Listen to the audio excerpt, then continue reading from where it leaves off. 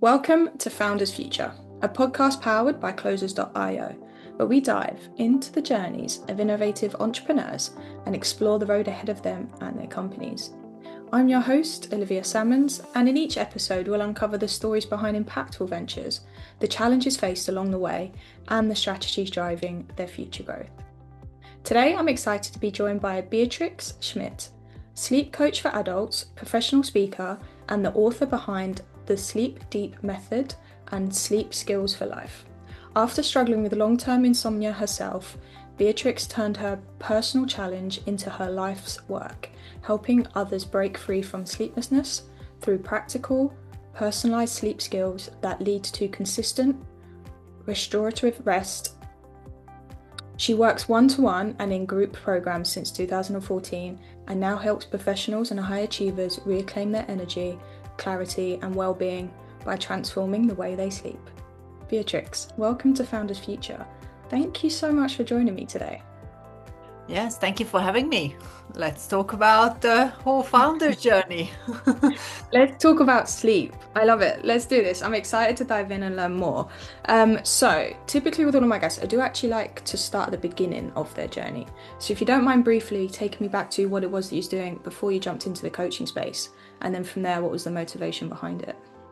Yes, so my journey really started in my mid-20s when I actually struggled with insomnia myself. And that was, in our 20s, we're at the beginning of our careers, right? So I was one of those people that I didn't know exactly what I wanted to do. So I did different things over the years and really explored what is it that I wanted to do for the rest of my life. But that also came with the sleep problems first. So the previous career I had before I actually fell into working with people with sleep because of my background struggling with it. But before that, I actually worked in private healthcare, practice management, and admin. So that really was my career in terms of starting with admin and then growing into being more of a managerial role. But I think one of the things I always found is that I always loved helping people. So when I struggled with insomnia, I was very open about my struggles and I would talk to people about it. So when I then overcame the problems, people would always ask me for suggestions, advice, and so on. So that's how I ended up naturally falling into this field of sleep and also my curiosity. Mm. I think with any founder, we usually start with something we're interested in. There is a natural curiosity in the field or a problem-solving curiosity.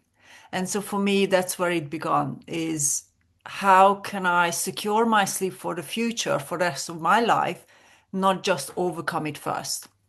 Yeah, I love it. And as you said, there's always an underlying curiosity there as to understanding, even while you're going through your own struggles, and then obviously off the back of that, having the knowledge and helping other people. But yeah, definitely sticking within your zone of brilliance is something that founders love to do. So let's dive into that a little bit more. So walk me through then. At this point, like who would you say like is your ideal customer? And then from there, how is it you help them and how would you support them along that journey? So a lot of the times what I find now is people tend to resonate with some of the things I share, which means that they're often actually quite similar to me. Yeah. So I'm a thinker type. I'm more introverted than extroverted, which means that often when you look at those two things, you spend a lot of time in your head thinking about things. And also, um, I'm what you would define as a high achiever type, right? So I don't want to label too much, but we look at those tendencies, right? I always wanted to be good at whatever I was doing. I Yeah. was always prepared to do the training, the studying in order to be good at what I was doing, no matter what I did, whether that's sports or anything else.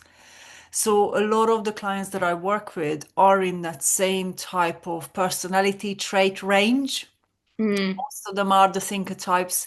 And again, that's why a lot of the general sleep tips don't work for them because there is a difference between a sleep problem that's rooted in being a nervous person Nothing Yes. wrong with that. And there's a difference in terms of a sleep problem that's rooted in being, let's say, a highly thinker type. That means you're always kind of thinking about something, whether or not that's a problem or something good, right? Mm.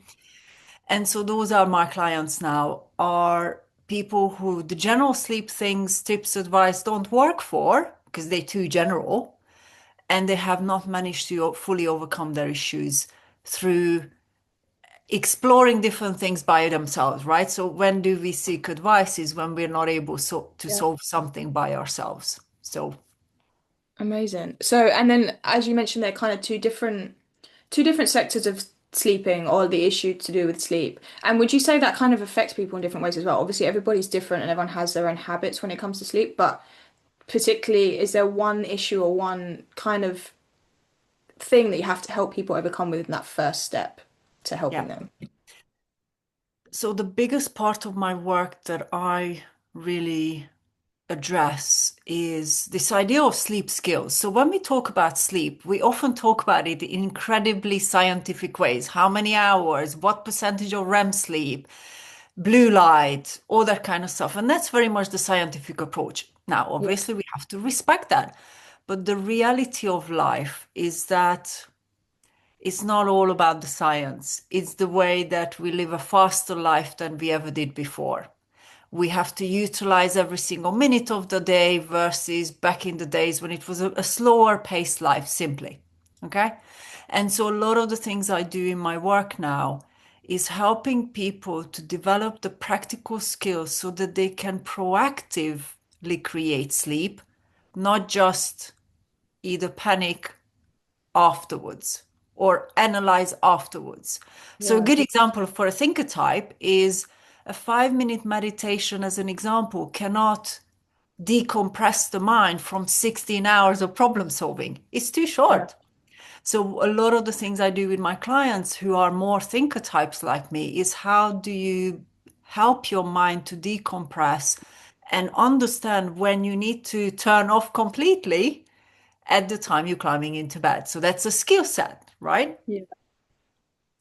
Amazing. And then also, I suppose the thing with sleep as well, there's a lot of new science and new things, studies coming to the surface at the moment. And especially with maybe people not really understanding the importance of sleep or not really understanding sleep in general and how much it can affect their life. So high achiever you're talking about there, having that like 2, 3, 4 hours less of sleep compared to everybody else is such a huge disadvantage to them in their life, like in their business, in earning money, if you're a founder, it's really important things. So, like with all that being said, and the position and the field really increasing, how do you see yourself positioned in that moving forward when it comes to supporting people? Like, what is it like to really work with you, Beatrix? So I think the main difference is I approach things practically. So if a client comes to me, we're not looking at generally what your sleep hygiene is looking like. It's exactly what you do and whether or not it helps you. So just because somebody turns the lights off at a certain time, it doesn't mean that they're practically speaking, physically, emotionally, and mentally ready to let go of the day and transition into the nighttime, Yeah. right? And so, really, the best way to describe what I do is to not go general at all, is really look at helping people to be practically self aware. What does that mean, right? So, we all know what we do, but what we often don't know is whether or not it's really helping us or not. We often hope it's going to help us, but do we really know that it's 100% effective no matter what happens? And so, Yeah. that self awareness, when it's incredibly practical, it goes back to personality traits. It goes back to the way we make choices. It goes back to leaving behind perfectionism and actually embracing, okay, well, today I had a busier or heavier or more emotional day. That means I need to adjust something because it's a different kind of day. And Mm. that's the self-awareness can give you that. General 5 steps to will never give you that, right? So that's really the biggest part of this work with the mind and the body and also the person is I help clients really understand how their sleep works instead of Okay. generally how sleep should be like, Yeah. right? Amazing. So really tailor it to them moving forward. And how long do you typically spend with a client or a customer, or does that just depend on them when they meet you and obviously the situation moving forward as well?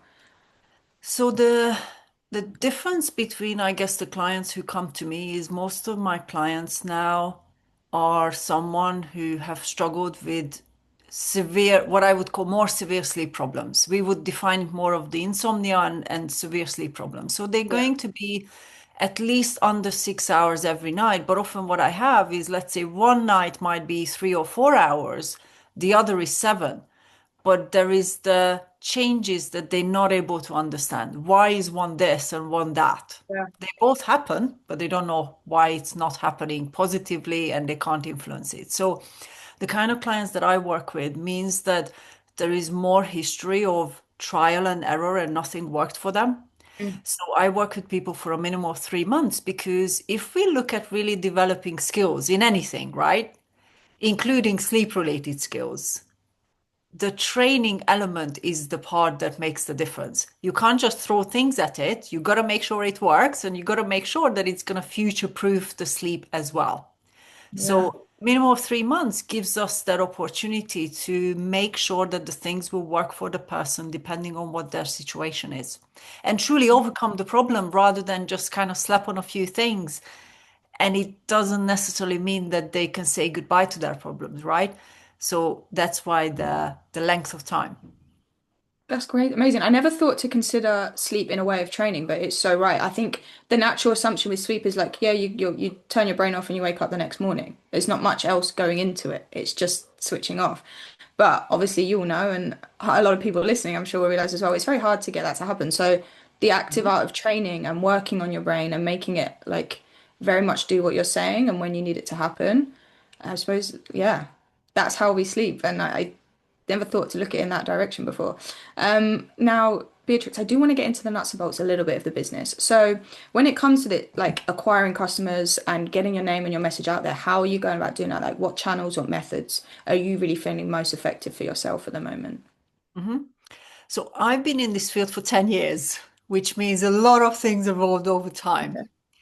And so one of the first things that I really was very honest about to myself is what do I want to be called, right? So the job title.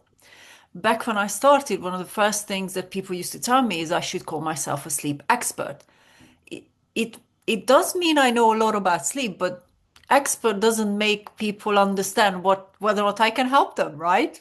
Yeah. So that's why I actually chose sleep coach back then, often against advice, because it felt the right thing to do because it was matching what I was doing. So I think the first thing for me in this journey of where I'm at now, from 10 years of working, is how can my client understand what I do?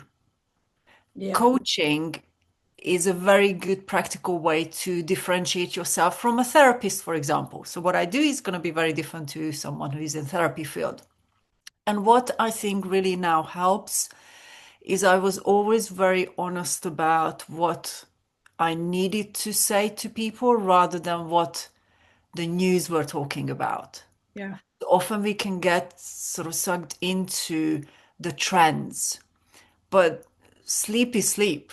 And very early on, I started a YouTube channel and I started really talking about sleep in a very practical way instead of just speaking about the news, the headlines, right? Mm. So what that means 10 years later is if somebody watches one of my YouTube videos from a year ago versus 5 years ago, I talk about similar things. So you build up a track record. Yeah. So one of the biggest things for me over the years was my YouTube channel and being able to talk about the topic in a way that I felt was appropriate to what I can do with clients. And so one part of my clientele definitely comes from YouTube. But even if somebody finds me from somewhere else, what they will do is they research you, Yeah. right? So they will end up finding YouTube videos, they will end up finding podcast interviews, things I've done in the past, because they want to know that whoever they're going to work with is going to match what they need or work with who they are. So that's really the biggest thing I found over the years is instead of sort of going down the rabbit hole of just social media, is how could I create keyword based content that people can find anytime? Yeah. The longevity and also the depth of information. So a 3 minute video versus a 20-minute video. right? How can I create an ecosystem that can live on and that can really represent what I do and what I believe in and what I work on and so on. So that's, Yeah, I think, the biggest thing. I love it, yeah, and very much painting you as that specialist in the field because I know the term coach is very much recently kind of taken to the levels it's at the moment. You know, it's very much being recognised as a term or as a new job role as well in the past 10 years. But a sleep coach is definitely something that's very new to people. So having that positioned as a specialist for the past 10 years, as you say, very much on the knowledge front. I've got my ecosystem. I'm top of mind when people need to come and talk to that expert in the field. It's such a great tool to have. It really is. And then on top of that, do you still use like Instagram and Facebook as well? Do you run any form of like ad campaigns, or are we kind Yes. of sticking to the methods that we know? So the funny thing with being a certain type of person is I am actually quite introverted. So again, as a business owner, I remember the years when I was really pressured to be online all the time and it didn't work for me. It was burning me out. So Mm, not only I was helping with people the same thing, but I was pushed into doing those things that I knew was not going to work for me. yeah, So I think this is where, again, founders often find themselves doing too much, right? 100%. So I did do a lot of those things, but what I found now more and more, and we're looking at probably the last 5 years of so half of my career, is that I stick with what actually is maintainable, right? Mm, Because I can't be everywhere all the time. I've got clients to talk to and clients to work with, and that requires energy. So, what I do now is more definitely on the YouTube side, on the sort of podcasting side. Obviously, I published books. So, how my ecosystem is is catering for who I am. I yeah, don't want to be online all the time. So YouTube is the main one, but I also do advertise because again, if somebody is looking for someone like me, it will be what you would define as keyword based. yeah, They'll look online. They'll go Google, now ChatGPT, they'll put in and say, well, what can I do about this? So the keyword of the ecosystem is what made the difference over the years. Like if somebody searches for something, the keywords will actually bring my content to them rather than me being online on social media, which we all know it disappears over time, right? We're getting bombarded. So I'm definitely more on that side of advertising proactively and keyword based, YouTube being the main one, but also some of the Instagram as well. And naturally, sort of LinkedIn is the one for me because I live in that kind of very professional client based space.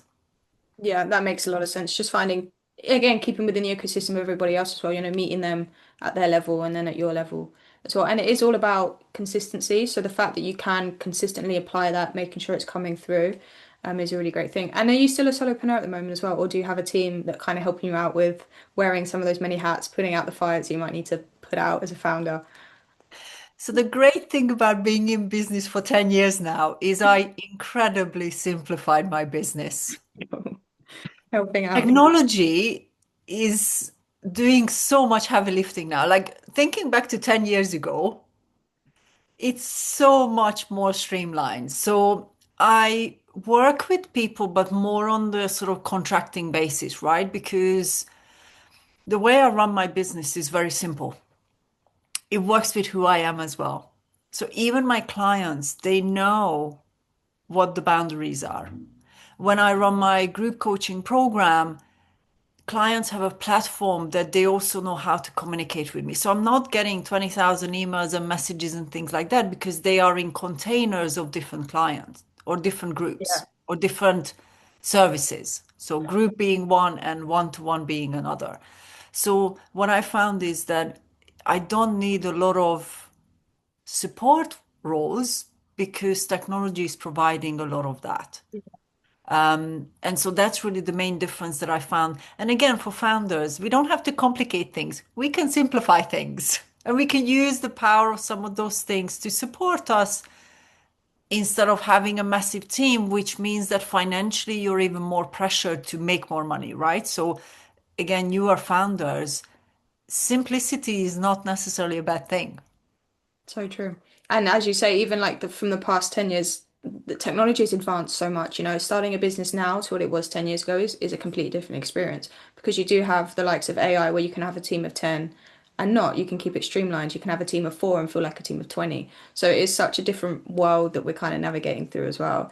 And then with that being said, what do like the next 6 to 12 months have in store for you, Beatrix? Are you looking on working on any new projects, getting any more knowledge out there? Like what is the plan for you and the business moving forward? So it's actually a really exciting time for me because after 10 years, you know it's working, right? You've been around long Hope enough to so. know that this is something, first of all, this is something you like to do. I love what I do. I love working with clients. And again, after this mere period of time is when you hear clients years later emailing you and saying, oh my God, this stuff still works. Like it's lovely to get that feedback just because people think of you because you help them, right? The next stage of my work is really expansion. I've Okay. worked with so many clients over the years. I know what I teach and how I support people works.